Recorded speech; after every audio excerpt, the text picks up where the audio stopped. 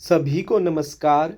मैं रमन शर्मा आप सभी का अपने YouTube चैनल पर स्वागत करता हूं।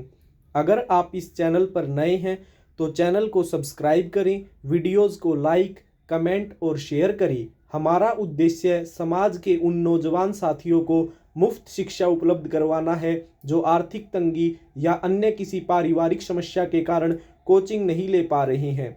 आज हम मध्यकालीन भारतीय इतिहास के अंतर्गत विजयनगर साम्राज्य के बारे में पढ़ेंगे। विजयनगर साम्राज्य को हम दो भागों में पढ़ेंगे।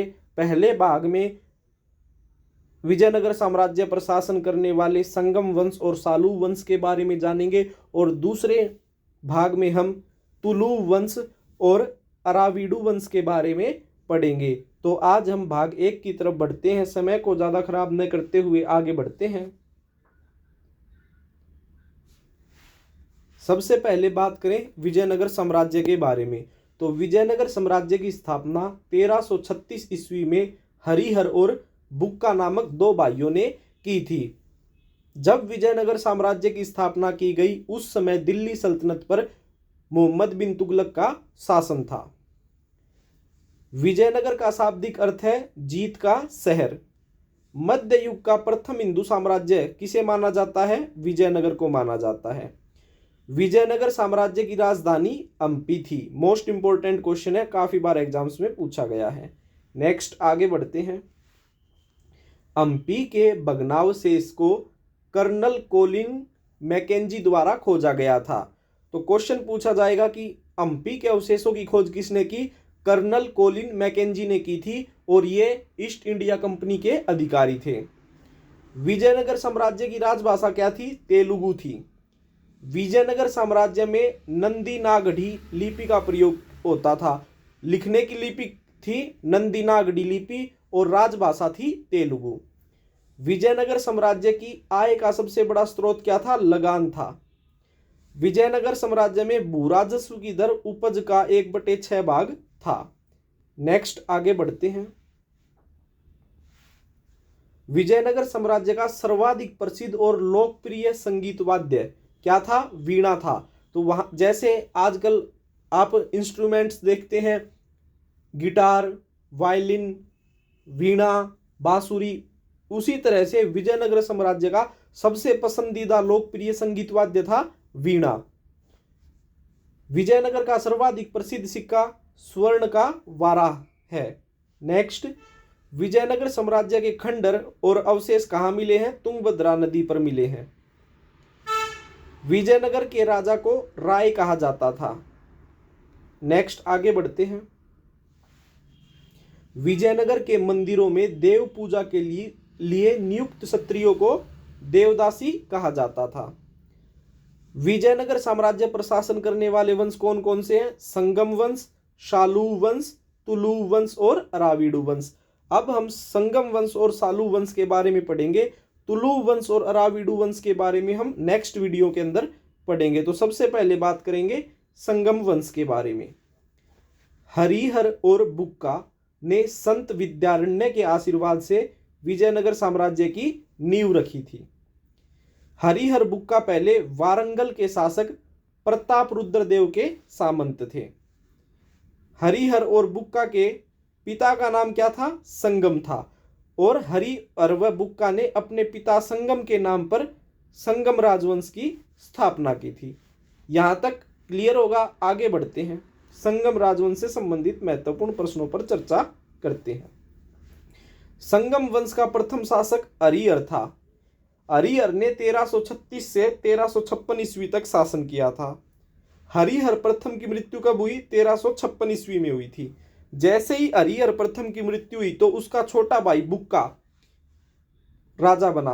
कब से कब तक? 1356 ईस्वी से 1373 ईस्वी तक बुक्का ने शासन किया, जो हरिहर प्रथम का उत्तराधिकारी था। नेक्स्ट, बुक्का प्रथम ने वेद मार्ग प्रतिष्ठापक की उपाधि धारण की। तो क्वेश्चन पूछा जाएगा कि वेद मार्ग प्रतिष्ठापक की उपाधि किस शासक ने धारण की थी? बुक्का प्रथम ने धारण की थी। नेक्स्ट, बुक्का प्रथम ने विजयनगर राज्य और बहमनी राज्य के बीच की सीमा किसे माना था? कृष्णा नदी को माना था। जैसे हरियाणा और उत्तर प्रदेश के बीच सीमा कौन बनाती है? यमुना नदी बनाती है, उसी तरह से उस समय विजयनगर राज्य और बहमनी राज्य के बीच की सीमा बुक्का प्रथम ने किसे माना था? कृष्णा नदी को माना था। नेक्स्ट आगे बढ़ते हैं। मदुरा विजयम की लेखिका गंगा देवी बुक्का प्रथम के पुत्र कुमार कंपन की पत्नी थी। तो क्वेश्चन बनता है सबसे पहले तो मदुरा विजयम की रचना किसने की? गंगा देवी ने की थी। गंगा देवी कौन थी? बुक्का प्रथम के पुत्र कुमार कंपन की पत्नी थी। नेक्स्ट, बुक्का प्रथम के बाद किसने शासन किया? हरिहर द्वितीय ने शासन किया। तो हरिहर द्वितीय का शासनकाल कब से कब तक रहा? 1377 से 1404 ईस्वी तक रहा था। हरिहर द्वितीय ने महाराजा धीराज की उपाधि धारण की। देवराय प्रथम, जब हरिहर द्वितीय का शासन काल खत्म हुआ तो उसके बाद देवराय प्रथम का शासन आरंभ हुआ। तो देवराय प्रथम का शासनकाल 1406 से 1422 ईस्वी तक रहा था।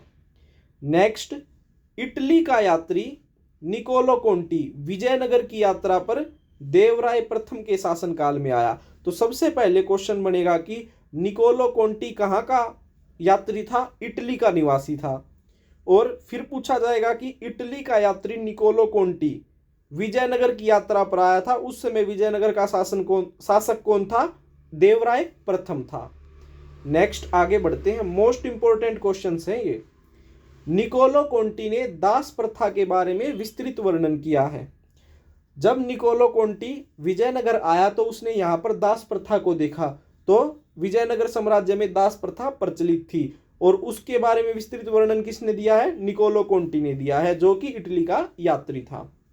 नेक्स्ट, देवराय प्रथम ने तुंगभद्रा नदी और हरिद्रा नदी पर बांध बनवाए और उनसे नहरें निकलवाई थी ताकि जल की व्यवस्था हो सके सिंचाई के लिए। नेक्स्ट, संगम वंश का सबसे प्रतापी राजा कौन है? देवराय द्वितीय। देवराय प्रथम के बाद शासक बना देवराय द्वितीय, जो कि संगम वंश का सबसे प्रतापी राजा था। देवराय द्वितीय का शासनकाल कब से कब तक रहा? 1422 से 1446 ईस्वी तक रहा था। देवराय द्वितीय को इमाडी देवराय के नाम से भी जाना जाता है।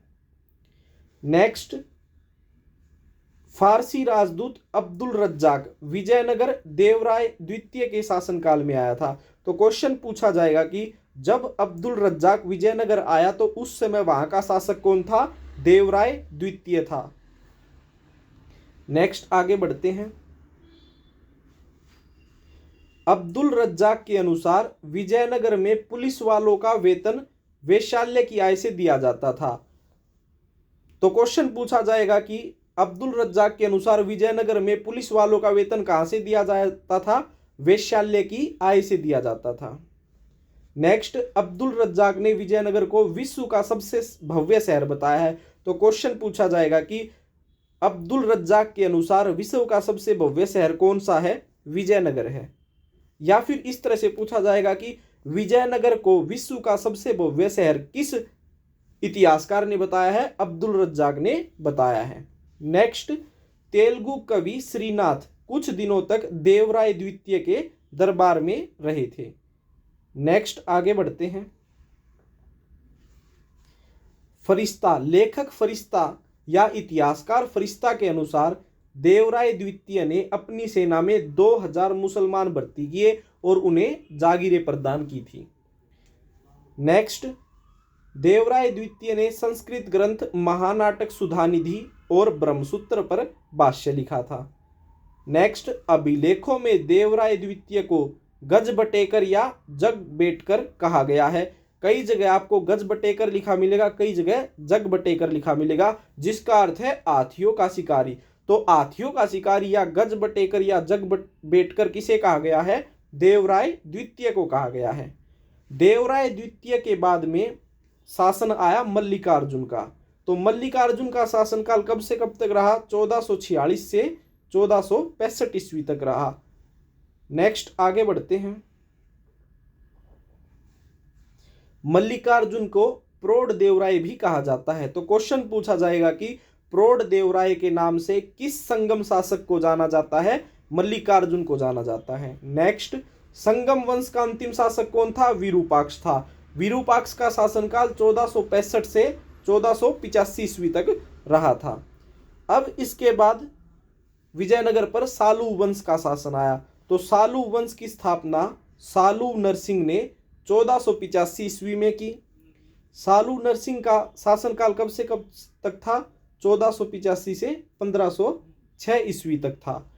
तो सालू वंश के अंदर एक ही राजा हुआ जिसका नाम था सालू नरसिंह। इसके बाद तुलु वंश आता है जिसके बारे में हम आने वाली वीडियो में पढ़ेंगे। तो आज हमने विजयनगर साम्राज्य के ऊपर शासन करने वाले संगम वंश और सालू वंश से संबंधित महत्वपूर्ण प्रश्नों पर चर्चा की। आशा करता हूं आपको ये अच्छे से समझ में आ गई होगी। इन सभी प्रश्नों को अच्छे से याद कर लीजिएगा। धन्यवाद। जय हिंद, जय भारत।